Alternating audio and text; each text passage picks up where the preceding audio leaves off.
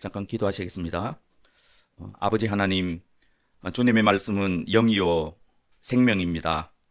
이 시간 저희에게 생명의 말씀을 들려주십시오. 저희 마음을 밝혀주십시오. 그리하여 저희 마음을 뜨겁게 하시고 힘을 내어서 다시 일어서게 하시고 힘써 주님 뒤를 따라 걷게 하옵소서. 이 시간 세상도 없고 나도 없고 오직 주님의 십자가만 보이게 하옵소서. 우리 구주 예수님의 이름으로 기도합니다. 아멘. 하나님의 말씀입니다. 다 함께 읽도록 하겠습니다. 그러나 내게는 우리 주 예수 그리스도의 십자가 외에 결코 자랑할 것이 없으니 그리스도로 말미암아 세상이 나를 대하여 십자가에 못 박히고 내가 또한 세상을 대하여 그러하니라. 할례나 무할례가 아무것도 아니로되 오직 새로 지으심을 받는 것만이 중요하니라. 아멘. 이 말씀은 갈라디아서 전체 결론이라고 할 수 있습니다. 사도 바울의 심장과도 같은 그런 말씀입니다. 사도는 갈라디아서를 마무리하며 이렇게 고백하죠. 우리 주 예수 그리스도의 십자가 외에 결코 자랑할 것이 없다. 이 말씀의 무게가 느껴지십니까? 한번 상상해 보십시오. 신약 성경에서 예수님의 십자가와 관련된 구절들을 다 빼버린다면 어떻게 될까요? 최초의 복음서인 마가복음의 37%가 예수님의 순환과 관련된 기사입니다. 복음서에서 십자가를 드러내면 어떻게 되겠습니까? 그저 예수님의 탁월한 가르침 그리고 기적들만 남습니다. 그렇다면 기독교는 어떤 위인을 기리고 그분들의 행적과 가르침을 수록한 여타 종교와 다르지 않지 않습니까? 그리고 지금 하는 이런 목사가 강단에서 하는 설교는 단지 착하게 살라, 도덕적인 가르침밖에 남지 않겠죠. 이 사도는 고백합니다. 내게 십자가 외에는 아무것도 자랑할 것이 없다. 이 말은 단순히 기독교에서 십자가가 가장 중요하다거나 그런 교리적 주장이 아니죠. 십자가 빠진 기독교는 뭐 안고 없는 찐빵이라거나 그런 가벼운 비유가 아닙니다. 사도 바울은 지금 자신의 인생을 송두리째 뒤엎어버린 혁명적인 사건을 지금 간증하고 있는 것입니다. 자기 자신에게 일어난 삶의 혁명, 그것을 지금 고백하고 있는 것입니다. 멋진 교리가 아닙니다. 십자가는. 내 삶을 뒤흔든, 모든 성도의 삶을 뒤흔든 혁명이 바로 십자가입니다. 첫 번째, 가치관의 혁명입니다. 사도는 자신의 가치관이 완전히 뒤집어졌다라고 고백합니다. 다시 한번 읽겠습니다. 그러나 내게는 우리 주 예수 그리스도의 십자가 외에 결코 자랑할 것이 없으니 오직 십자가만 자랑하겠다.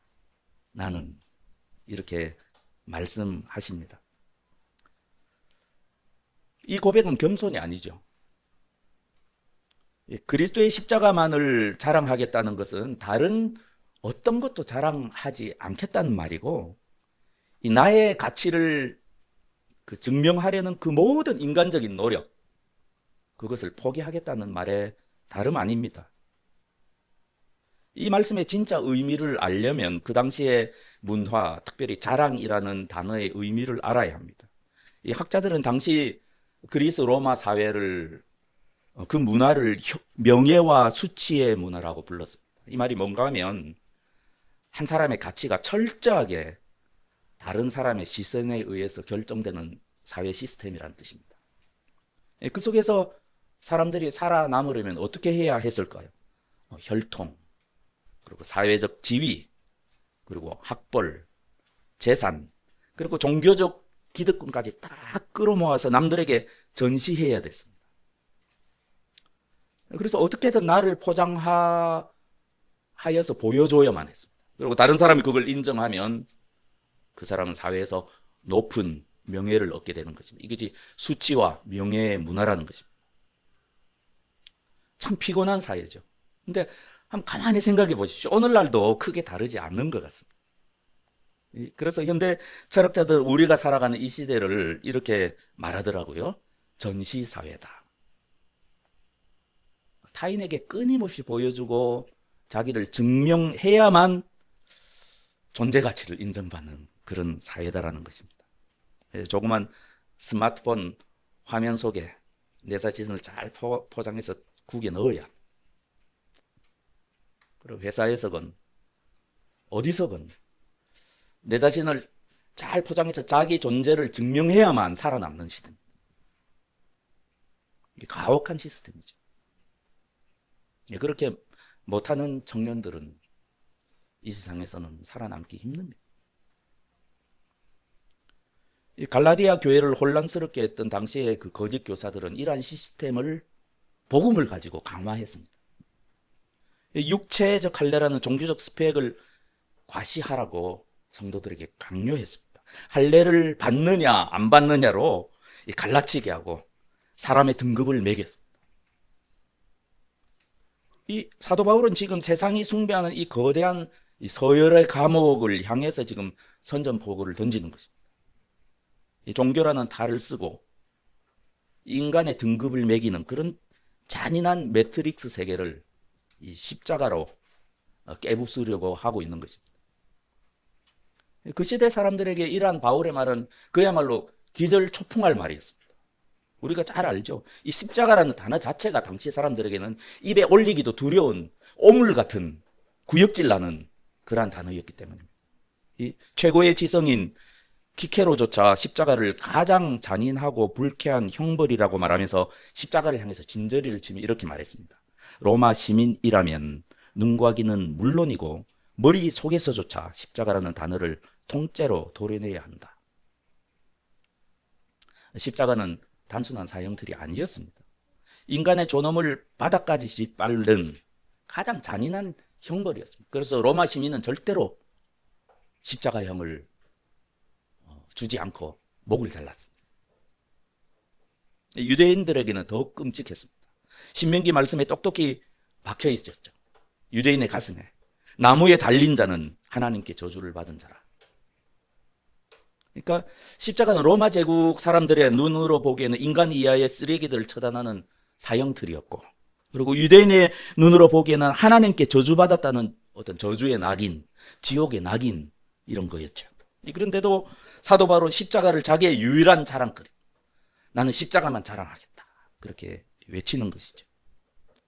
이런 식이죠. 자기 명함에서 가말리엘 최고대학 졸업, 정통 유대 랍비라는 화려한 타이틀을 지워버리고 그 자리에 붉은 피로 십자가에 못 박힌 죄인이라고 이렇게 탁 찍어서 명함을 돌리는 거예요.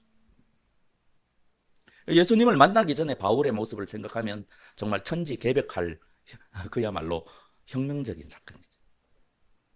다메섹 길에서 부활하신 예수님을 만나기 전 바울은 자신이 쌓아올린 완벽한 스펙이 자신의 존재 가치라고 확신했습니다. 그래서 로마 시민권, 뼈대 있는 가문, 최고의 학벌, 바리새인이라는 그 신분이 바울의 자부심이었어요. 자랑거리였죠. 예수님을 만나기 전에 저와 여러분도 어떻게 보면 마찬가지 아니었습니까? 학벌, 직장, 직업, 혹은 아파트, 자녀들의 학교, 자녀들의 학벌, 재산, 돈, 그런 것 때문에 예수님을 믿기 전에는 때로 슬퍼하기도 하고, 때로 절망하기도 하고, 그리고 때로는 기뻐하기도 했죠. 근데 부활하신 주님을 만났을 때 이 바울의 내면이 완전히 붕괴되었습니다. 완전히 무너졌습니다. 자기를 증명하던 모든 지지대가 완전히 무너졌습니다. 그래서 바울은 제법 오랜 시간을 은둔했다고 저는 믿고 있습니다. 그리고 그 빈자리에 예수님의 십자가가 들어왔습니다. 과거에는 철저히 멸시하고 미워했죠. 결국 그 안에 담긴, 그 십자가에 담겨있는 하나님의 그 사랑에 사도 바울은 완전히 굴복했습니다. 결국 말하자면 바울의 자기 증명 시스템, 이 세상 모든 사람이 가지고 있던 자기 증명 시스템은 완전히 해체되었습니다. 자신의 가치를 높이기 위해서 이를 악물고 쌓아왔던 그 모든 스펙, 모든 인간적 업적을 스스로 배설물로 여기게 됐습니다. 내 가치는 나의 업적이나 타인의 평가에 달린 것이 아닙니다. 오직 십자가에 나타난 그 하나님의 사랑에 달려 있습니다. 이것이 모든 성도의 고백입니다. 하나님의 사랑을 경험한 모든 영혼들의 동일한 고백이 바로 사도 바울의 고백입니다. 이것이 바로 가치관의 혁명이라는 것입니다. 완전히 바뀝니다. 오늘날 하나님의 은혜를 입은 모든 선택하신 백성에게 벌어지고 있는 일입니다. 예수님을 진짜 만난 사람 치고 이러한 처절한 자아의 붕괴, 자기 존재 증명의 시스템의 붕괴, 이런 것들을 경험하지 않은 사람이 없습니다. 저는 오래전 그 성교한국 청년 성교한국이라는 그 조직에서 스태프로 활동한 적이 있습니다. 청년 학생 선교 대회 스태프로 참여해서 굳이 그럴 필요 없는데 수천 명의 청년이 모인 뜨거운 집회 현장에 있고 싶어서 그 주강사의 설교를 들었습니다. 평생을 선교에 헌신했다는 지금도 유명한 선교사님. 근데 안타깝게도 이 청중을, 수천 명의 청중을, 젊은이들을 쥐락펴락하는 그 설교 가운데 저는 예수님의 십자가 그리고 복음을 발견할 수가 없었습니다. 어떤 사람은 제 평가가 너무 까칠하다, 너무 과하다, 그렇게 말할 수도 있겠습니다. 하지만 일단 제 생각에 이 성경에 나타난 복음의 그 렌즈로 그 선교사님의 설교를 바라볼 때 거기 십자가는 없었습니다. 그 선교사님은 바울과 달리 십자가를 자랑하지 않았습니다. 기독교의 유용함, 뛰어남, 다른 종교와의 비교 우위, 우월성, 가치, 장점, 기독교를 받아들이면서 얻는 유익, 그런 것들을 자랑했습니다. 기독교 신앙이 주는 어떤 정서적인 안정감과 행복, 사랑, 자기 사랑, 자기 위안, 자기 만족. 예수님의 사랑을 받아야만 나를 깊이 사랑할 수 있습니다. 나를 사랑하지 않으면 아무것도 안 됩니다. 그 사랑을 가지고 전하십시오. 메시지의 핵심이었습니다. 그런 것들을 동력 삼아서 선교사로 헌신하라, 이렇게 청년 학생들을 내몰아갔습니다. 선동했죠. 그리스도의 고난과 죽음만 선포한 사도들의 복음 메시지와는 많이 달랐어요. 복음이 아니었습니다. 기독교라는 종교적 포장지를 씌운 자기 개발이나 심리 상담, 그것이 지나지 않다고 느껴졌습니다. 그 선교사님이 외쳤습니다. 당신은 특별합니다. 당신은 사랑받기 위해 태어났습니다. 자기 자신을 사랑하십시오. 그 사랑으로 전하십시오. 달콤한 이 세상의 문법, 이 세상 어디에서도 들을 수 있는 그 뻔한 소리를 어디 가나, 어느 강연을 가나, 어느 유튜브나, 어느 심리 상담가나 정신과 의사나 계속 이야기하는 그 세상의 문법을 성경 구절로 가능하게 포장해서 학생들한테 선포하고, 위축된 그 청년들의 자아를 좀 달래고 위로해, 치유해가지고 자존감을 좀 높여주고 꿈을 펼치라고, 너의 꿈이 하나님의 꿈이 되게 하라, 그렇게 이야기하면서 청년들의 등을 떠밀었습니다.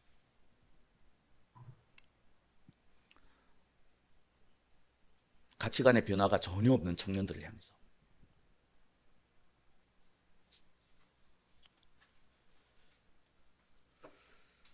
하지만 저와 여러분 알고 있지 않습니까? 그리스도의 십자가는 세상의 심리학처럼 상처받은 내 자를 꿰매고 치료하고 부풀리는 이 자아 확장의 장치가 아닙니다. 그리스도의 십자가는 오히려 내 스스로를 증명하려고 애쓰는 이 괴물 같은 병든 내 자아를 완전히 십자가에 못 박아서 죽여버리는 사형틀입니다. 이 십자가는 자아 긍정의 도구가 아니라 이 자아 부인의 제단입니다. 하나님께 바쳐진 예수님의 제단이고 나의 제단입니다. 복음은 나를 십자가에 못 박고 내 안에 계신 예수 그리스도만 살게 합니다. 그것이 복음의 목적입니다. 그래요, 하나님의 경륜 가운데 깊고 놀라운 하나님만 할 수 있는 그분의 놀라운 역사 가운데 저와 여러분은 우리 존재의 가치를 오직 하나님의 사랑 위에만 두게 됩니다. 우리를 죽도록 사랑하신 그 하나님의 사랑에만 내 존재의 전적인 가치를 의지하게 만들어줍니다. 그것이 하나님의 계획입니다. 우리의 가치관을 뿌리채 뒤바꾸는 것, 그것이 바로 우리가 믿는 복음의 효능이라면 효능, 그것이 복음의 목적입니다. 그러므로 사랑하는 형제자매 여러분, 세상의 소리에 속지 마십시오. 세상의 심리학에 속지 마십시오. 진짜 우리가 살 길은 십자가 밑에서 내 자아가 완전히 죽는 길, 그것밖에 없습니다. 사도 바울 안에서 일어난 두 번째 혁명은 지배권의 혁명입니다. 지배권의 혁명. 여기서 바울은 아주 기묘하고도 소름 돋는 이중의 죽음을 선언합니다. 다 함께 읽겠습니다. 그리스도로 말미암아 세상이 나를 대하여 십자가에 못 박히고 내가 또한 세상을 대하여 그러하니라. 이 말씀의 혁명성을 깨달으려면 이 바울이 말한 이 세상이라는 단어의 뜻을 알아야 합니다. 이 세상에 해당하는 헬라어는 그 영어의 코스모스가 여기서 나왔죠. 코스모스입니다. 당시 철학자들에게, 헬라 철학자들에게 코스모스는 조화롭고 완벽한 우주적 질서였습니다. 인간이 감히 거스를 수 없는 도도히 작동하는 시스템, 우주적 시스템, 그것이 세상입니다. 인간은 무조건 그 질서에 순응해야만 했습니다. 그래야 행복하다고 믿었습니다. 하지만 저와 여러분이 아는 바와 같이 성경이 규정하는 세상은 다르죠. 유대인은 다 알고 있었습니다. 성경이 말하는 세상은 하나님을 대적하는 어둠의 영적 세력이 지배하는 어두운 세상이었습니다. 인간을 종으로 묶어두는 억압적인 체제, 그것이 구약 성경이 말하는 세상입니다. 그런데 바울은 이 폭압적인 세상을 향해서 선포하는 것이죠. 나는 세상에 대해서 죽었다.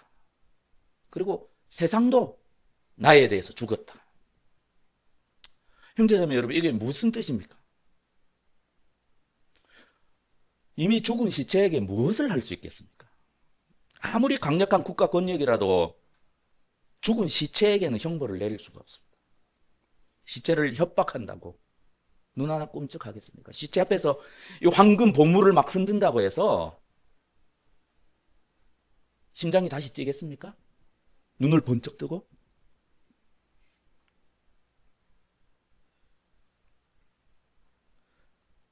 세상은 바울에 대해서 통치권을 잃었고 바울 역시 세상에 대해서 완전히 시체처럼 무감격해졌습니다. 이 세상이 가진 가장 강력한 무기가 무엇입니까? 그것은 죽음입니다. 바울은 죽음조차도 아무렇지도 않게 여겼습니다. 그 마귀의 가장 최종 무기인 죽음조차도 바울 앞에서는, 우리 초대교회 성도들 앞에서는 완전히 그 영향력을 상실했습니다. 이 예수님의 십자가로 인해서 어떤 일이 발생한 것입니까? 세상에 대해서는 죽고 하나님에 대해서는 살아있는 완전히 새로운 인류가 탄생한 것입니다.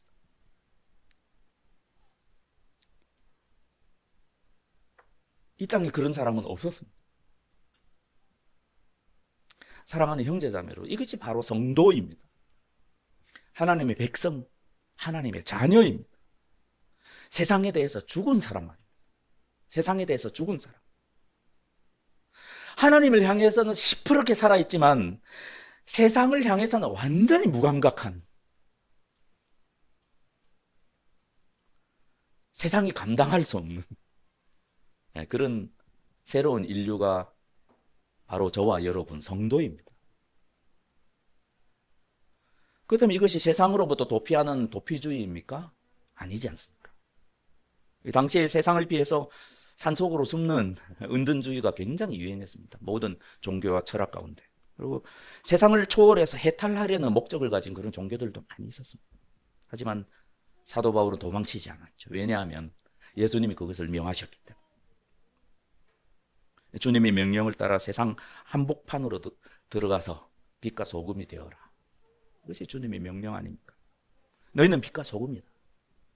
내가 너희를 보낸 것처럼, 하나님 아버지께서 나를 세상에 보내신 것처럼 나도 너희를 세상에 보낸다. 그래서 바울은 에베소서와 고린도처럼 돈과 권력이 소용돌이 치는 그 제국의 가장 번화한 아고라 시장동 한복판으로 뚜벅뚜벅 걸어들었어요. 그리고 철학자처럼 당시 철학자는 감정을 지워버리려고 했었거든요.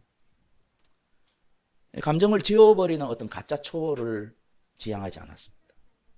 교회가 아파할 때 함께 울었습니다. 사람들의 고통에 뜨겁게 반응했습니다. 연민과 공감. 바울은 세상에 대해서는 죽었지만 하나님에 대해서는 완전히 열려 있었던 것입니다. 육체 가운데 살아가면서 세상을 향해 십자가 복음을 방박곡곡 외쳤죠. 여러분의 주인은 이 세상이 아닙니다. 세상을 지배하는 마귀가 여러분의 주인이 아닙니다. 여러분의 진짜 주인은 십자가에 못 박히신 하나님의 아들 예수님, 그분 한 분뿐입니다. 이것이 바울이 전한 복음입니다. 다 함께 읽겠습니다. 내가 그리스도와 함께 십자가에 못 박혔나니 그런즉 이제는 내가 사는 것이 아니요 오직 내 안에 그리스도께서 사시는 것이라. 이제 내가 육체 가운데 사는 것은 나를 사랑하사 나를 위하여 자기 자신을 버리신 하나님의 아들을 믿는 믿음 안에서 사는 것이라. 사도 바울은 세상이 자신에게 주어졌던 어떤 역할극 대본, 연극 대본을 찢어버렸습니다. 하나님 나라의 질서와 하나님 나라의 대본을 따라 행동하고 말하기 시작했습니다. 이 세상의 방식은 거부하고 하나님 나라의 법칙대로 살기 시작했습니다. 이 흑암의 권세에서 벗어나 사랑의 아들의 나라로 이주한 것입니다. 이 영광스러운 삶이 저와 여러분 예수님을 믿는 그리스도인의 삶입니다. 이제 말씀의 마지막 부분이죠. 다 함께 한 목소리로 읽겠습니다. 할례나 무할례가 아무것도 아니로되 오직 새로 지으심을 받는 것만이 중요하니라. 이 거짓 교사들은 할례가 중요하다고 막 우겼죠. 율법을 지키는 것이 중요하다. 하지만 바울은 할례나 무할례가 아무것도 아니다라고 선언합니다. 이 말은 할례를 비난하는 말이 아니죠. 그리고 무할례를 옹호하는 말도 아닙니다. 아무것도 아니라는 것이죠. 다. 오직 중요한 것은 무엇입니까? 유대인과 이방이라는 낡은 시대, 지나간 시대의 이분법적 장벽이 십자가 안에서 완전히 붕괴되었다, 무너졌다라는 걸 지금 선언하고 있습니다. 십자가의 궁극적인 목적은 여러분, 나를 도덕적으로 조금 개선하거나 종교적으로 리모델링하는 것이 아닙니다. 인류를 전혀 새로운 존재로 새창조하는 것입니다. 옛 인류를 십자가에서 영원히 장사 지내버리고 부활의 능력 안에서 새로운 인류를 탄생시키는 우주적 사건이 바로 십자가 사건입니다. 그런즉 누구든지 그리스도 안에 있으면 새로운 피조물이라. 이전 것은 지나갔으니 보라 새 것이 되었도다. 형제자매 여러분, 이 말씀이 그저 구름 잡는 관념적인 말로 그렇게 들리십니까?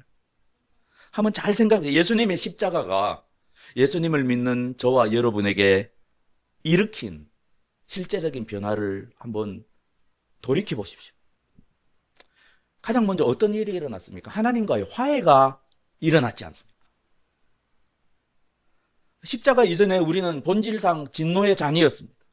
하나님과 원수였습니다. 그래서 하나님을 만나기 전, 제가 오랜 세월 구도자인 시절, 내 마음속에는 오직 하나님만 채울 수 있는 깊은 슬픔의 구멍이 있었어요. 항상 불안했습니다. 항상 방황했습니다. 하나님이 내 죄를 싫어하시고 미워하시고 늘 찌푸린 얼굴로 나를 감시할 것 같은 그 불안감이 구도자인 제 마음에 있었습니다. 깊은 무의식 속에 항상 있었던 것 같습니다. 그것은 에덴 동산에서 쫓겨난 아담이 가진 슬픔이었고 깊은 고독이었다는 것을 나중에 알았습니다. 여러분은 어떻습니까? 여러분 가슴에 뻥 뚫린 것 같은 좋은 일이 있어도 불안하고 나쁜 일이 있어도 고독한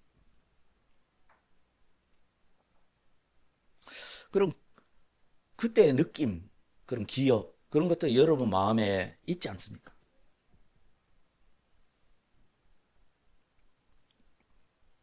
근데 우리에게 어떤 일이 일어났습니까?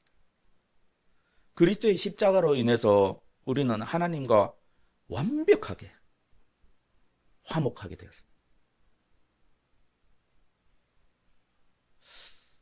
하나님이 나를 사랑하심을 깊이 깨닫고 하나님께서 용서하시고 나를 품에 안으셨다는 것을 알게 되었습니다. 믿게 되었죠. 그의 십자가의 피로 화평을 이루사 만물 곧 땅에 있는 것들이나 하늘에 있는 것들이 그로 말미암아 자기와 화목하게 되기를 기뻐하십니다. 이것이 하나님의 뜻이요 기쁨이었고 그것이 내 안에서 이루어진 것입니다. 축복이 이것뿐입니까? 예수님은 십자가에서 죽으시고 부활하사 승천하셨습니다. 그래서 약속하신 대로 성령님을 우리에게 보내주셨습니다. 이것을 우리가 알아야 합니다. 십자가 사건 이후 우리에게 오신 성령님은 단순히 하나님의 영이 아닙니다.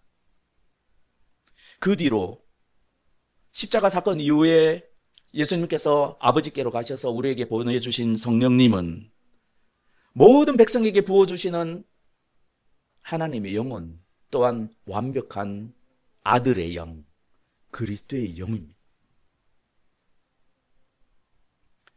그리스도의 영이, 예수님의 영이 우리 가운데 찾아오셔서 우리 가운데 행하신 일은 정말 놀랍습니다. 구약시대처럼 잠시 왔다가 능력을 부여하고 떠나시는 그런 분이 아니죠. 우리 안에 우리를 거듭나게 하시고 영원히 내조하시고 너는 하나님 나라의 상속자다라고 우리 마음에 인을 쳐주시고 갈라디아서 4장 6절 말씀처럼 우리 안에서 아들의 영으로 역사하십니다. 그래야 어떻게 됩니까? 저와 여러분은 이제 온 우주의 창조주이신 그분을 향해서 아빠, 아버지라고 진심으로 부르짖게 됩니다.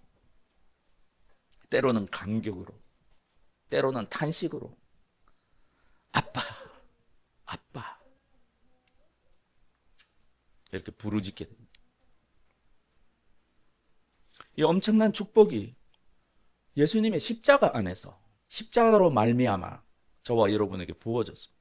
그래서 이제 성령님께서는 온 땅을 운행하시면서 예수님의 십자가를 근거로 성도들을 거듭나게 하시고 예수님의 십자가의 증거로 성도들에게 은사를 주시고 예수님의 십자가를 힘입어서 우리로 하여금 하나님의 보좌 앞으로 당당하게 기도할 때마다 나아갈 수 있도록 우리를 인도하십니다.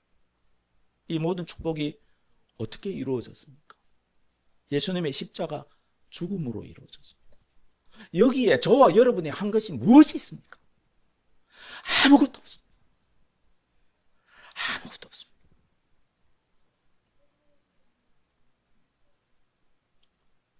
그런데 우리가 어찌 십자가 위에 다른 세상에 썩어질 것들을 하나님과 사람 앞에서 자랑할 수가 있겠습니까? 말씀을 맺도록 하겠습니다. 이 18세기 독일에 아주 부유한 귀족 청년이 있었습니다. 바로 유명한 니콜라우스 진첸도르프 백작입니다. 20대 초반이었습니다. 세상 사람들이 정말 부러워할 만한 지혜와 가문, 재산, 20대 초반에 모두 가졌습니다. 그것이 자기 정체성의 전부인 줄 알고 살았죠. 어느 날 미술관에서 그림 한 점을 마주했습니다. 유명한 그림인데요. 나중에 한번 찾아보십시오. 도메니코 페티라는 사람이 그린 이 사람을 보라라는 그 성화였습니다. 비잔틴 양식으로 그려진 성화였습니다. 이 가시관을 쓴 채 피 흘리시는 예수님의 모습이었습니다. 그 그림 아래쪽에, 그 그림 안에 아래쪽에 짧은 라틴어 문장이 적혀 있었습니다. 유명한 문장입니다. 나는 너를 위해 모든 것을 주었다. 근데 너는 나를 위해 무엇을 주었느냐? 그 짧은 문장을 읽는 순간 20대 젊은 백작의 영혼에 균열이 가고 거대한 지진이 일어났습니다. 네. 그때 자기 자신을 하나님께 산 제물로 바쳤던 것입니다. 이 십자가에 달리신 그 그림에 있는 그 예수님의 눈빛과 마주친 순간 이 귀족으로서의 자부심, 가문의 명예, 재산이라는 안락함, 이 자신이 붙들고 살았던 그 모든 것이 한순간에 배설물처럼 느껴지기 시작했다. 이렇게 고백합니다. 그 자리에서 진젠도르프가 어떤 고백들을 했겠습니까? 사도 바울이 했던, 우리 믿음의 선배들이 했던, 그리고 저와 여러분이 했고, 앞으로 선택하신 모든 하나님의 백성들이 하게 될 그런 고백을 하나님 앞에 드리지 않았겠습니까? 그날 이후 진젠도르프 백작은 세상에 대해 완전히 죽고 하나님에 대해서 산자가 되었습니다. 자기 몸을 산제물로 드리고, 이 세상이 보기에는 죽은 자 같으나 하나님에 대해서는 산자가 되었습니다. 성령의 능력으로 약동하는, 성령의 능력으로만 살아가는, 오직 하나님의 사랑 위에서만 두 발을 딛고 버티고 살아가는 그런 새로운 피조물이 된 것이죠. 교회사에서 가장 찬란하게 빛나는 모라비안 형제단이 바로 이분이 시작하셨습니다. 예, 여러분도 알고 있죠. 존 웨슬리와 조지 뮬러의 그 회심에 크게 기여했던 영향을 주었던 그런 모라비안, 바로 그 모라비안 형제단. 사랑하는 형제자매 여러분, 오늘 우리가 처음 주님을 만났을 때 드렸던 그 첫사랑의 고백, 그것을 다시 드립시다. 다시 그 첫사랑을 회복합시다. 그리고 내 가치를 나도 모르게 끊임없이 증명하려고 애쓰던 다른 사람들의 시선, 세상의 평가, 내 가치를 증명하려고 그 안달하던 그 피곤한 삶을 지금 이 순간부터 청산합시다. 그리고 오직 내 가치를 확증해 주시는, 오직 나를 존귀하다고 말씀해 주시는, 너를 사랑한다라고 말씀해 주시는 그 주님의 십자가만 붙들고 아끼고 사랑합시다. 주님 오실 때까지 그렇게 살면 됩니다. 그렇게 살아가면 됩니다. 혹은 주님 다시 만날 그날까지 평생 그렇게 살면 됩니다. 얼마가 남았든. 다음 한 주간 세상에 어떤 자랑거리를 사람들이 내세우려다로 기죽지 맙시다. 때로 사람들의 칭찬이나 세상의 박수 소리 앞에서도 교만하지 맙시다. 오직 나를 위해 당신의 전부를 내어주신 그 십자가 사랑 안에서만 우리가 당당할 수 있습니다. 그렇게 당당하게 살아갑시다.